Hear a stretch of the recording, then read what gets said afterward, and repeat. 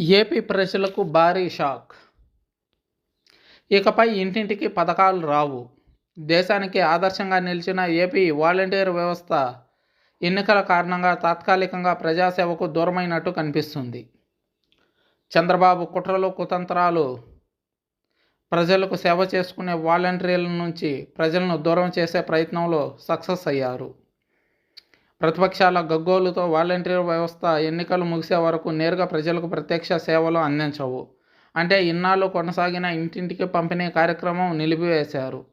ప్రజలు ఇకపై వార్డు, గ్రామ సచివాలయాలకు వెళ్లి పెన్షన్లు, ఇతర సంక్షేమ పథకాలను పొందాల్సి ఉంటుంది.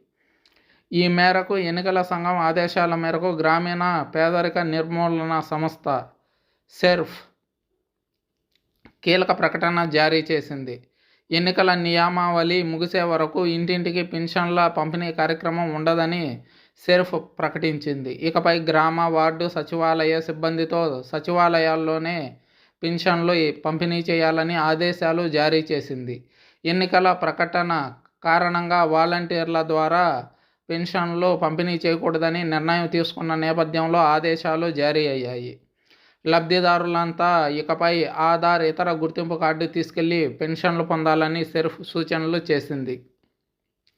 చంద్రబాబు జిత్తులు మారి పొత్తులతో ఏపీలో వాలంటీర్ల వ్యవస్థ ద్వారా పెన్షన్లతో పాటు అన్ని నగదు పంపిణీ కార్యక్రమాలు జరుగుతున్న విషయం తెలిసిందే. ఎన్నికల సమయం కావడంతో ఇటు చంద్రబాబు, పవన్ కళ్యాణ్, బీజేపీ మూకుమ్మడిగా ఎలక్షన్ కమిషన్ని ఒత్తిడి చేశాయి. అదే కారణంతో ఎలక్షన్ కమిషన్ వాలంటీర్ వ్యవస్థని రద్దు చేయాలని లేదా తాత్కాలికంగా ప్రజలకు దూరంగా ఉంచాలని కోర్టుకు వెళ్ళిన విషయం తెలిసిందే. టీడీపీ, జనసేనలు ప్రధానంగా ఇదే వాదిస్తున్నాయి. వాలంటీర్ల సేవలపై కేంద్ర ఎన్నికల సంఘానికి ఫిర్యాదులు చేశాయి. వారి ఫిర్యాదుకు స్పందించిన ఈసీ ఇకపై ప్రభుత్వ పథకాల విషయంలో వాలంటీర్ల సేవలను దూరం చేయాలని ఆదేశించింది.